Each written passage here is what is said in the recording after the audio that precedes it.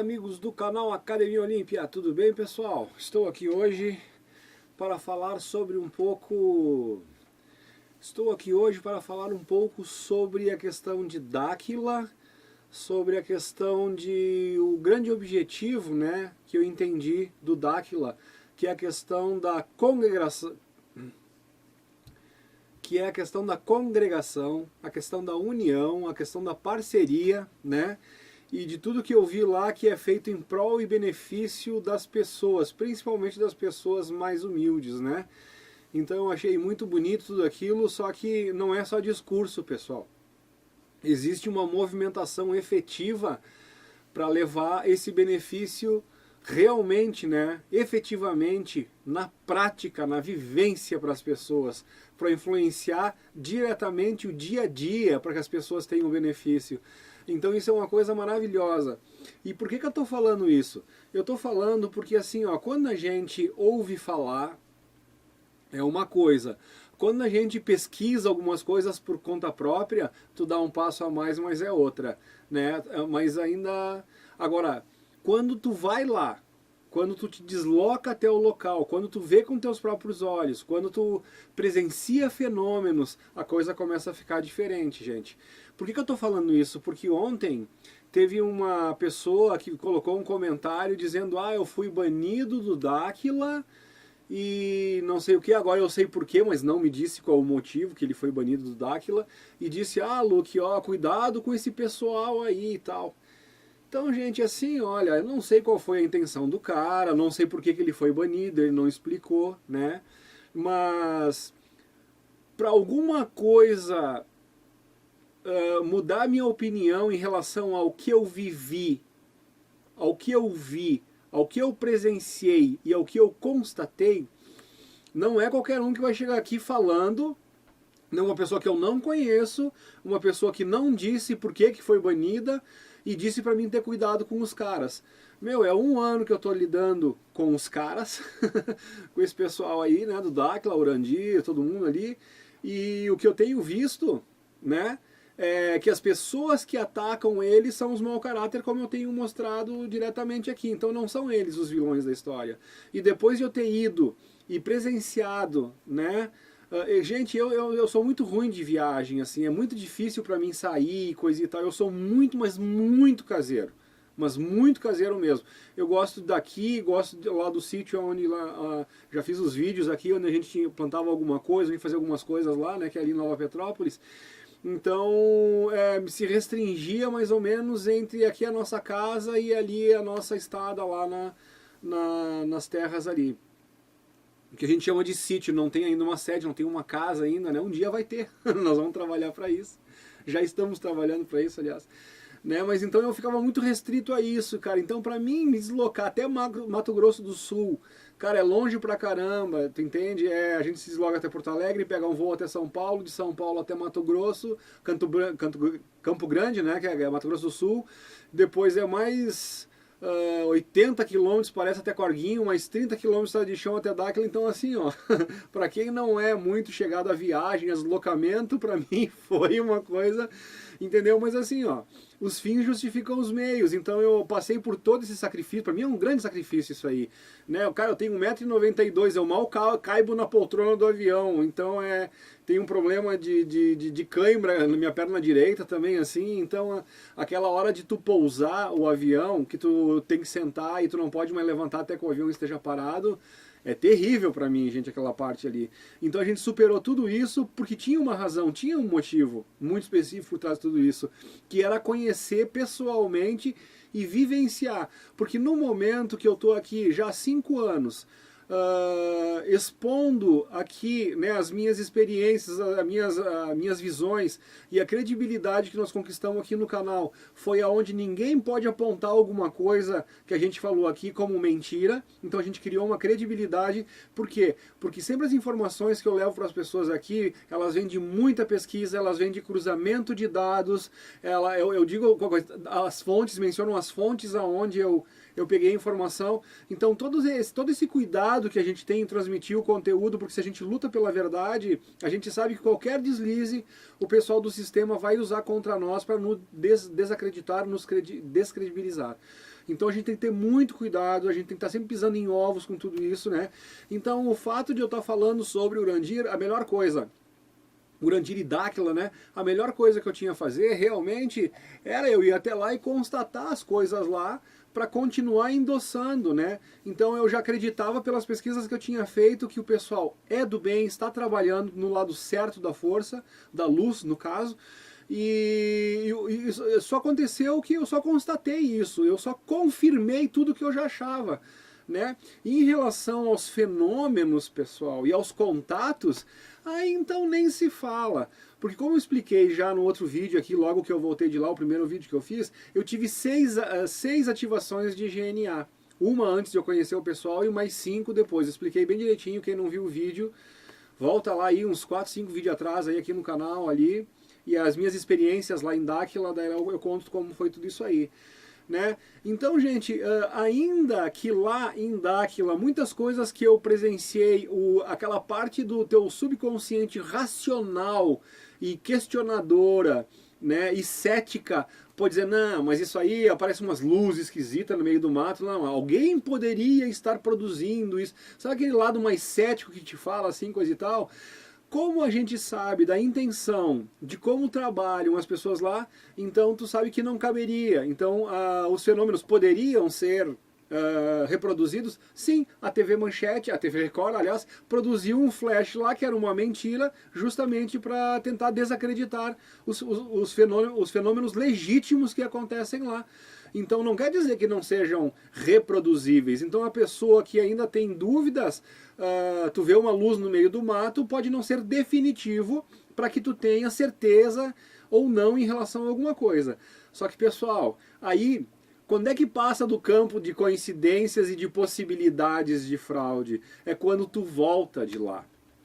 Então essas ativações de GNA que a gente tem lá é o gene neutro ativado. Então sabe aquela parte dos 90% do nosso DNA que a ciência tradicional aí diz que é o DNA lixo e tal?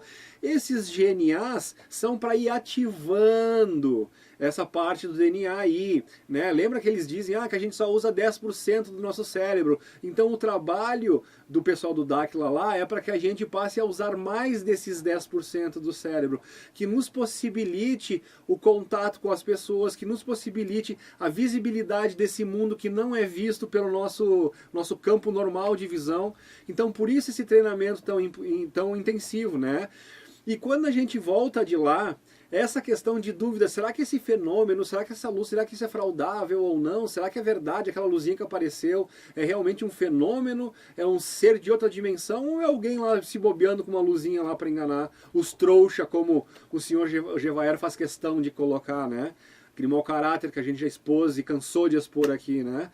Então, gente, assim, ó, quando tu volta de lá e tu faz esse exercício, tu tá cuidando da tua alimentação, tu tá desintoxicando o teu corpo, tu tá fazendo tudo que eles recomendaram, e eu tô fazendo isso por 1 ano, os resultados começam a aparecer, gente. E aí eu começo a entender, e agora eu posso falar o que eu sempre ouvi o Rafael Hungria falar, né, mas eu não podia falar, porque eu só posso falar quando é uma verdade. Para mim, por causa da credibilidade que o canal tem com as pessoas, que a gente conquistou isso, passo a passo, devagarinho, com esse cuidado em passar as informações. Então nunca falei de avistamento, em 5 anos de canal, nunca falei de avistamento, nunca falei de fenômeno, porque eu nunca tinha visto. Como é que eu ia falar? Então eu falava das coisas que eu pesquisava, falava que eu acreditava por causa das pesquisas profundas que eu tinha feito e tal. Era outro campo. De 1 ano para cá, gente, eu comecei a passar para a questão de experimentar. Então agora eu posso me dizer um contatado, eu passei a ter contato com os seres. Então é outro nível, pessoal. E isso depois que eu voltei de lá, depois que eu tive as minhas frequências ativadas lá, né? Então esses contatos estão começando, eu estou bem no início. Muita coisa dos contatos que eu tenho eu ainda não entendo e eu preciso descrever, né, para os nossos instrutores lá, e eles vão nos dando o entendimento do que significa isso, mas uma coisa é absolutamente certa, real, concreta e absoluta, né?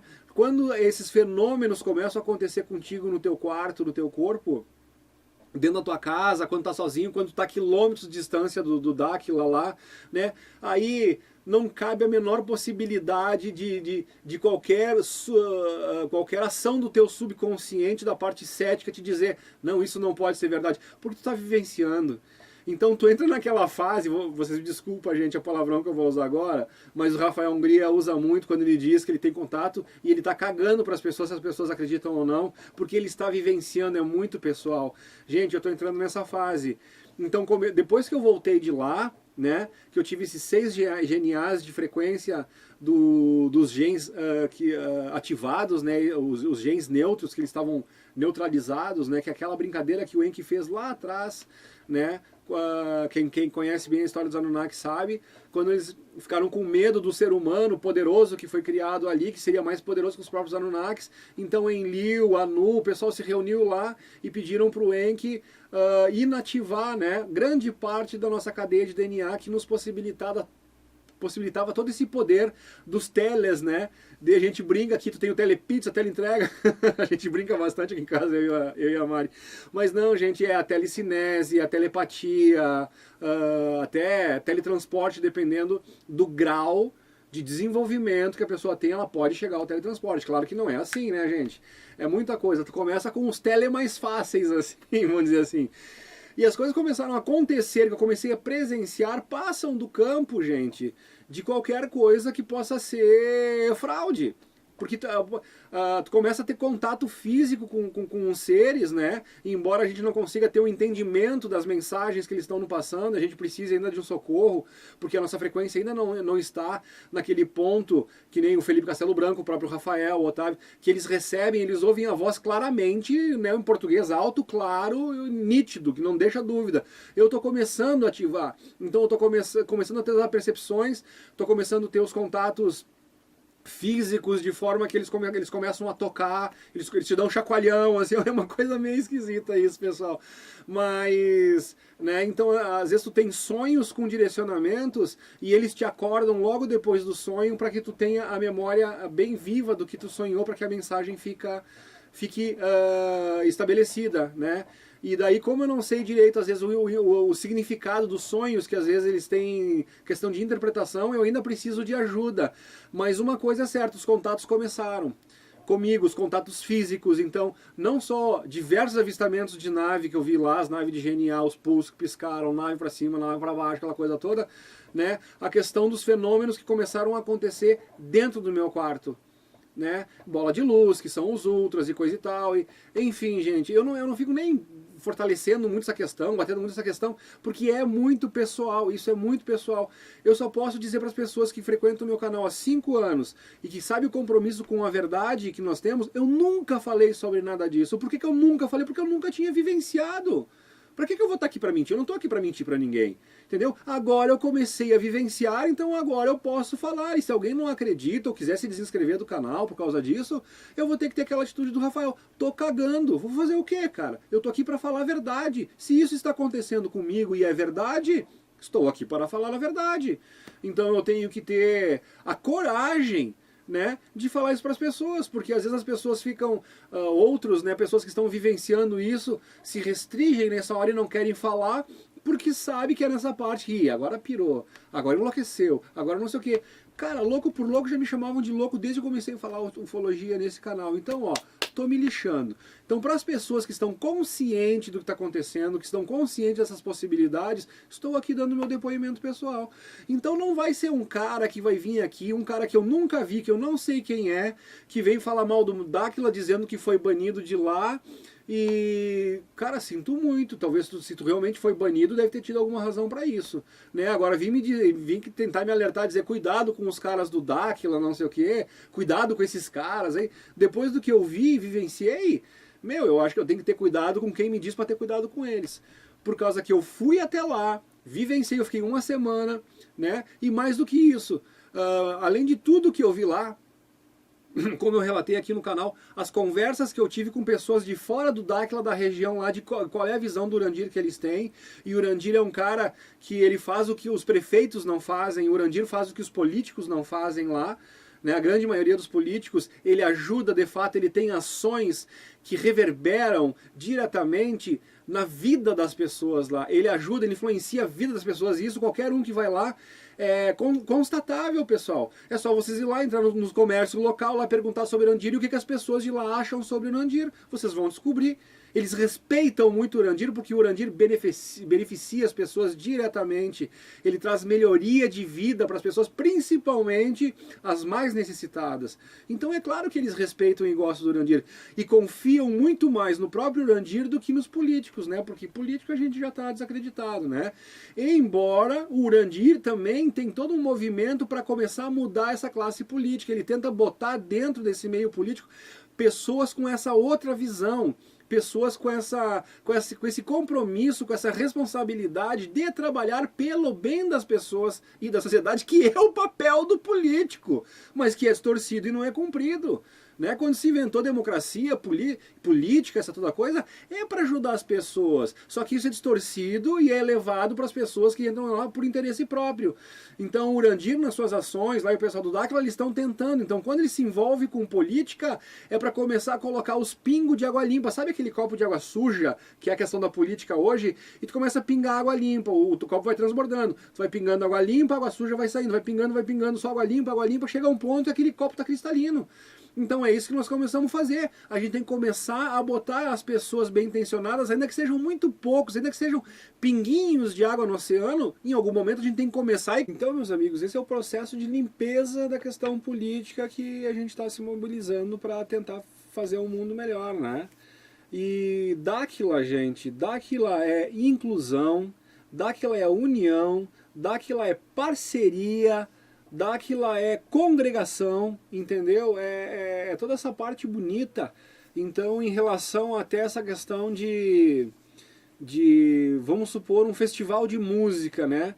Então, sempre quando tem um festival, coisa e tal, a gente sempre tem aquela ideia que nos foi incutida de que isso é positivo para divulgar, para não sei o quê. Só que tem aquela questão da premiação, como eu já coloquei isso aqui, né? Tu tem um premiado e tu tem diversos perdedores, e às vezes tu estimula um cara que foi premiado e às vezes tu não sabe como vai ser o psicológico das pessoas que não ganharam esse prêmio. Então às vezes tu tá desestimulando um grande talento. Então seria mais inteligente a gente achar uma maneira, eu creio eu, né, de fazer alguma coisa que estimule todos, que inclua todos, que seja uma congregação, que todos se unam em um objetivo. Então, uma filosofia que eu acho muito bacana disso aí, por exemplo, é o Ubuntu, né? Que alguém vai numa tribo lá e propõe para as crianças, tipo assim, aquele que chegar primeiro naquela árvore vai ganhar um prêmio, vai ganhar tal coisa. E daí as crianças não entenderam muito bem, eles se abraçaram e correram todos juntos e chegaram todos juntos, né? Ou seja, não fica ninguém para trás. Aquele corre o mais rápido, puxa os outros, tu entende? E acabam chegando todos juntos e todos se beneficiando sempre. Eu acho que essa é uma grande filosofia, essa é uma grande história para a gente ter um entendimento de como mais ou menos que é a questão do Dáquila, né? De parceria, de união. Então a competitividade não é nesse sentido da questão da depreciação daquele que perde.